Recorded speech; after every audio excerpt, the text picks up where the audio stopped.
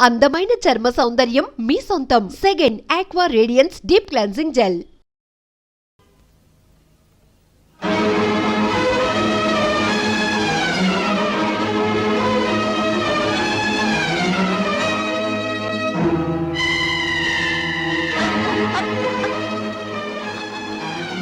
సుధా సుధా అమ్మ సుధా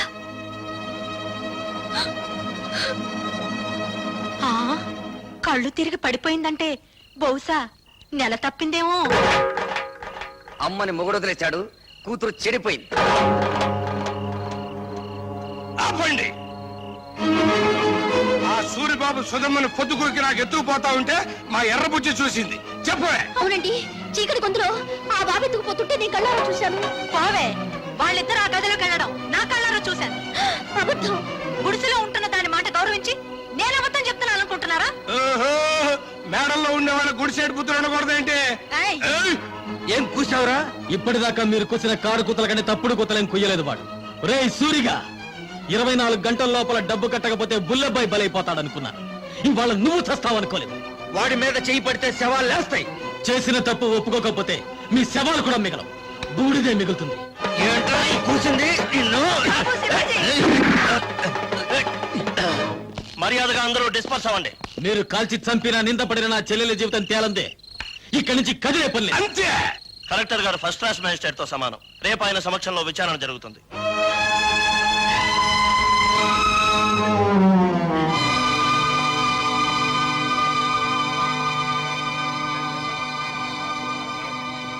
సర్పంచ్ అలా కలెక్టర్ గారికి కేసు ఎవరించు. నాకు తెలుసు. నీ పేరేమిటమ్మా? కలెక్టర్ గారు ఈ ఊరికి కొత్తగా వచ్చారు. నీ పేరు తెలీదట, చెప్పమ్మా. ఆ పిల్ల మెంటల్ కండిషన్ ఎలా ఉందో తెలుసుకోవడానికి ప్రయత్నిస్తున్నాను. మధ్యలో మీరు మాట్లాడకూడదు. నోరు మూసుకోండని కూడా చెప్పొచ్చుగా, మీరు కలెక్టర్ కదా. చెప్పమ్మా, నీ ఇష్ట ప్రకారం వెళ్ళావా? అతను బలవంతంగా తీసుకెళ్ళాడా? నాకు అతనితో పెళ్లి చేయించండి. ఇది నా ప్రశ్నకు సమాధానం కాదు. ఇంకా అర్థం కాలేదండి. నాకు ఆ కుర్రోడితో పెళ్లి చేయండి అంటే ఇష్టపడి వెళ్ళాను, అంత ఫినిష్ అని చెప్పినట్టేగా. ఇదిగో కలెక్టర్ గారు, అందరూ కలిసి నా చెల్లెలి జీవితంతో చెలగాటమాడుతున్నారు. నా చెల్లెలికి న్యాయం జరగకుండా ఈ కర్ర దాటి వెళ్తే ఇక్కడ ఊరుండదు, వల్లకాడుంటుంది. కలెక్టర్ తో ఎలా మాట్లాడాలో ముందు తెలుసుకో. క్షమించండి కలెక్టర్ గారు, అన్నని కలెక్టర్ చేయడం కోసం వాడు చదువు మానేశాడు. మాట్లాడటం చేత కాదు. నేను చెబుతున్నాను వినండి. మీరు చదువుకున్న చదువులు మీకేం నేర్పించాయో గాని మేం నేర్చుకున్న నీతులు మాకు కొన్ని నేర్పించాయి. ఆస్తి పోతే కూలి చేసుకుని బతుకుతాం, ఆత్మాభిమానం పోతే పోతే ఇక్కడ జరిగేది ఆత్మహత్యలు కాదు, హత్యలు. భయపెడుతున్నావా? బుజ్జగించే వయసు కాదు కదా. ఆ అమ్మాయి పెళ్లి చేయమని అడుగుతోంది కదా. వాడు ఎత్తుకుపోయాడని చెప్తున్నాం కదా. సాక్ష్యం? నేను నా కళ్ళ ముందే సూరిబాబు సుధమ్మను ఎత్తుకుపోయాడు. నిన్నడగలేదు. చూసిన వాళ్ళు సాక్షి వద్దని సోహన్నాళ్ళు అడుగుతారండి బాబు. ఏమ్మా, నువ్వే అతనితో కలిసి రూమ్ లోకి వెళ్ళావా, లేక అతను నిన్ను ఎత్తుకుపోయాడా? మా ఇద్దరికి పెళ్లి చేసండి. ఇంతకంటే ఆ పిల్ల ఏం చెబుతుందండి? విషయం అర్థం కాలా? అయినింటి ఆడపిల్లని ఇంతకంటే ప్రశ్నించడం మంచిది కాదు. కాబట్టి ఈ ఇద్దరి పెళ్లికి ఏర్పాటు చేయమని తీర్పు చెప్తున్నాను.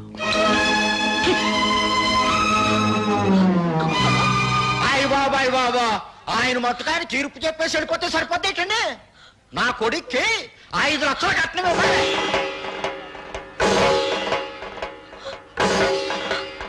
పేపర్ పాపం వాళ్ళు ఎక్కడ ఇవ్వగలరా 5 లక్షలు కట్నం? అందరూ వాటాలు వేసుకుని పెళ్లి చేద్దాం. నా వాట 10,000. లెసపలికి తల్లి చెల్లి, నా వాట 5,000. నాన్న నీ వాట? పందిరేసుకోవడానికి తాటాకులు ఇస్తాను. రండి బాబు రండి, అందరూ చందాలు ఇవ్వండి. ఈ చెడిపోయిన దానికి పెళ్లి చేద్దాం. నా సంత 30 రూపాయలు.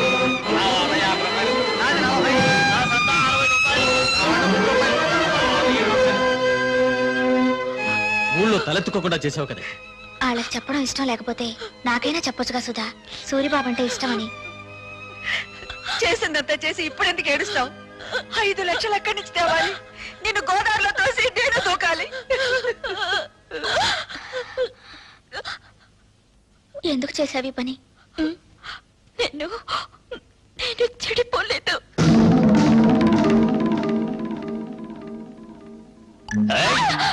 అరిచావంటే చంపేస్తా. నువ్వు అక్కడే కూర్చో, నేను ఇక్కడే కూర్చుంటాను. ఏయ్! పిచ్చి పిచ్చి వేషాలు వేసావంటే ఇక్కడే భంచిక్ బొమ్మ అనిపిస్తా. నేను ఇక్కడే కూర్చుంటాను. మీ అమ్మ, ఊరు జనం అంతా వచ్చిన తర్వాత గొడవ జరుగుతుంది కదా, నేనే వెళ్ళి తలుపు తీస్తాను.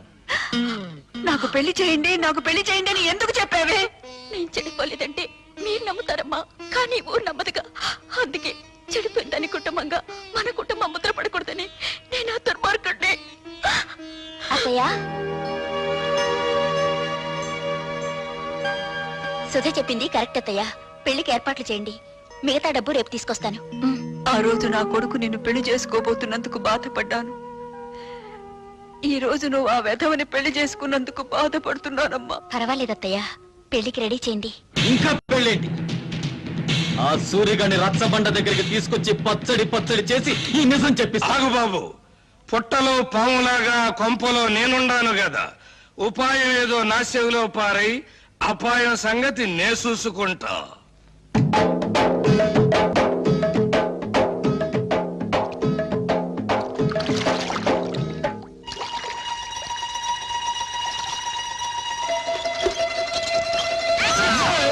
ఏంటో సచ్చినోడా, బాత్రూమ్ తలుపు తీసి అవతల పో. నాకేం తెలుసండి మీరు తలుపులు తీసుకుంటారని చేస్తున్నారని. బరువు వంపేసుకుని వెళ్ళిపోతా. సచ్చినోడా, తలుపు మూసి అవతల పోరా. బరువు దించు పోరా. ఛీ! వంపేసుకుంటే జాగ్రత్తగా తీసుకెళ్ళండి. బాయ్.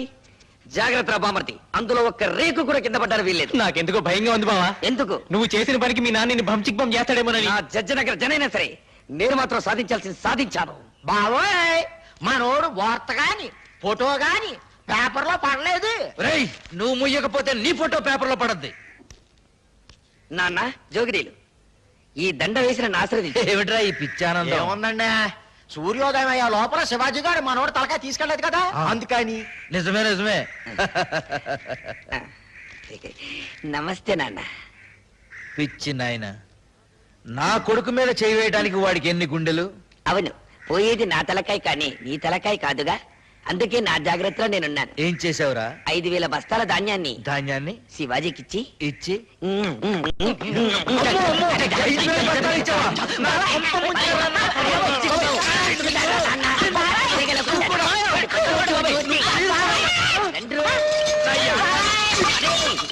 ఆ పేపర్ కానీ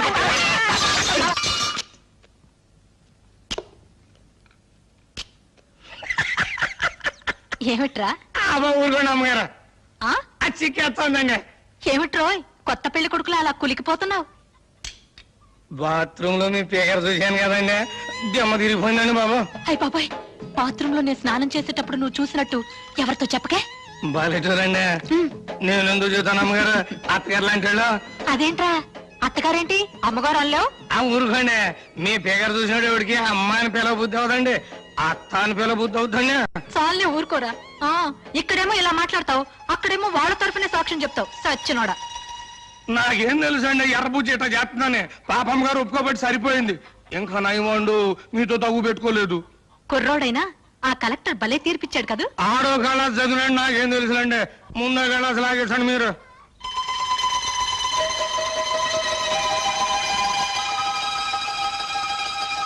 రేయ్, ఈ పూట ఇక్కడే భోంచేసాడు. మీరు అడిగినా వదులుకుంటానండి. పిచ్చ సన్నాసి. అబ్బా, కడుపులో తిప్పుతుందేంటి? ఏంట్రా కురుడి నీళ్ళ? బాగా చూడండి, మీ ముందే కదా లేక కొబ్బరికాయ కొట్టాను. సర్లే. వద్దంటే వెళ్ళలేదండి అమ్మగారు, చూడండి మన భాగవతం మొత్తం పబ్లిక్ తెలిసిపోయింది. చీకటి పడితే ఎక్కేది మంచుల మీదను, నిందలేసేది ఎదుటోళ్ళ కుటుంబాల మీదను. చెడింది నా చెల్లి కాదురా, నీ తల్లి చెల్లి. రా దిగు. వీడి తల్లి చెల్లి రా, నీ బతుకు బంచికి బంచేస్తారా.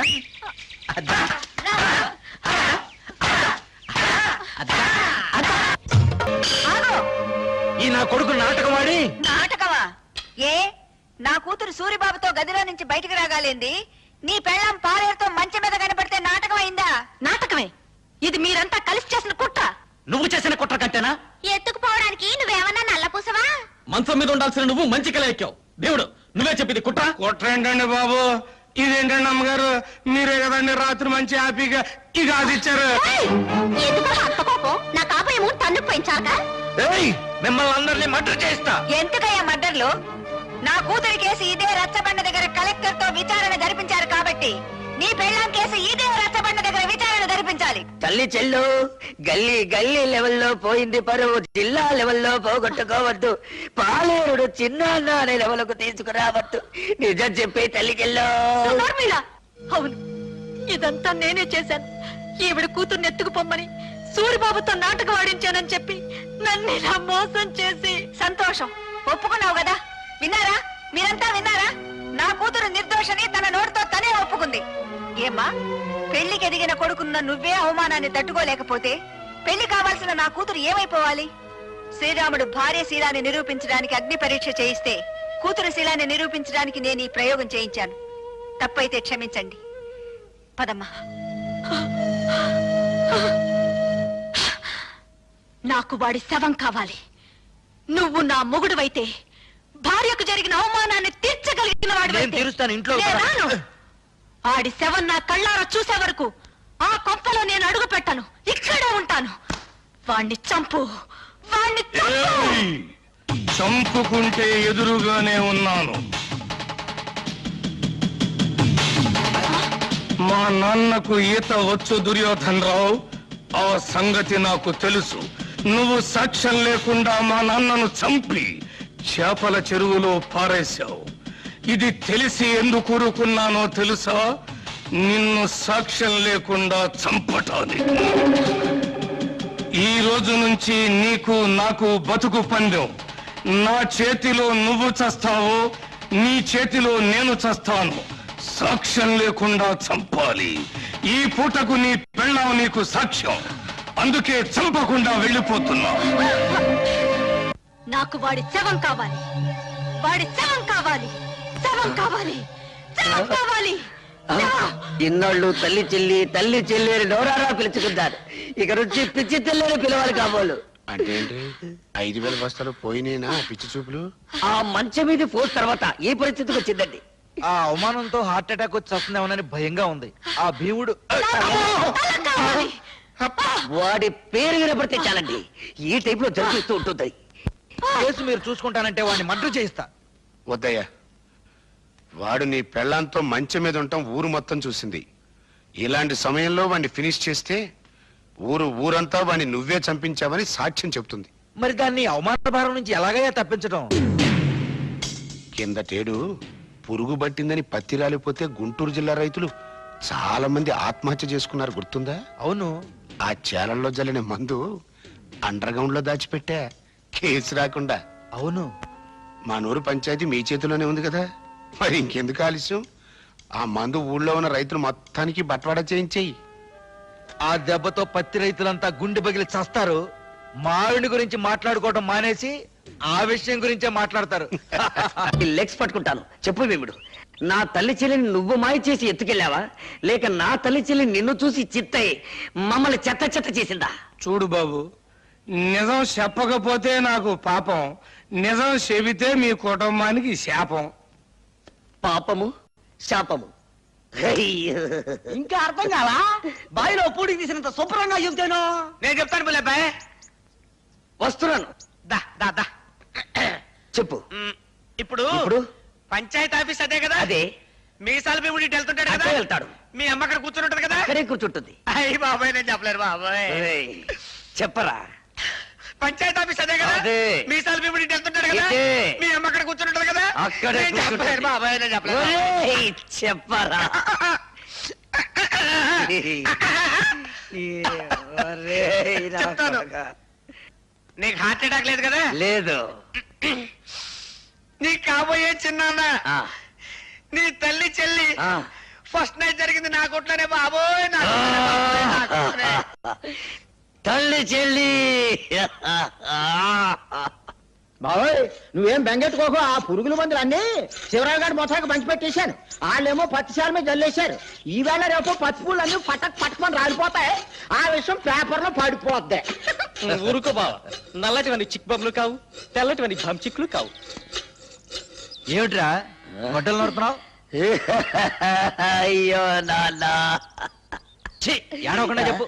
ఇది పట్టుకో.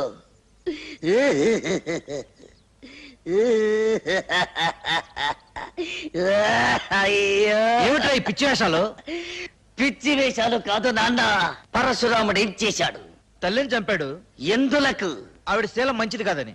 నేను కూడా తల్లి చెల్లిని. నీకేమైనా పిచ్చెక్కిందా? అయ్యో పిచ్చి తండ్రి, ఇప్పుడే జాకీ ఒక అశుభవార్త చెప్పాడు. ఏమని చెప్పాడురా? ఆ నల్ల భీముడు నా తల్లి చెల్లిని జాకెట్ల కొట్లో పెట్టి ఈ అమ్మ కడుపు మాడ. ఈ వార్త బయట ఎవరన్నా విన్నారంటే మనందరూ ఆ పురుగుల ముందు తాగి చావాలిరా. నోరు మూసుకో. కల్తీ ముందు పసుపు రాలిపోయిందిరో.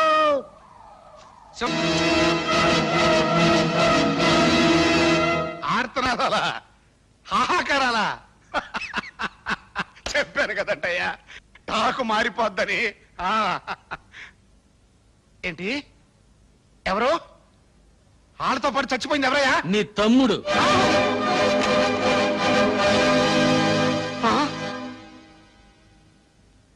కడసారిగా నీ తోడబుట్టిన వాడి శవాన్ని నీ కంటికి చూపించడానికి తీసుకురాలేదు.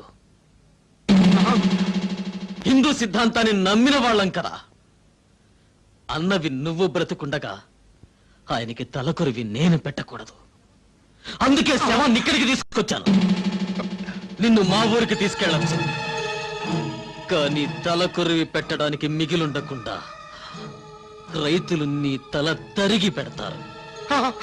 ముప్పావల పేళ్లతో ఎంపీ గారి తమ్ముడి శవాన్ని తగలబెడితే గొప్పే ఉంది, తప్పు కూడా. అందుకే ఎక్కడెక్కడి నుంచో తెప్పించుకున్న గంధపు చెక్కల సామానంతా ముక్కలు చేసి పేళ్లుగా మార్చి చితిని పేర్చి తగల.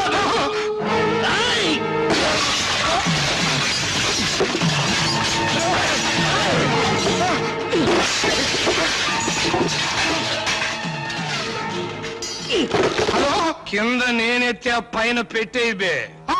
పైన వీర శివాజీ దెబ్బ, కింద నల్ల భీముడి దెబ్బ.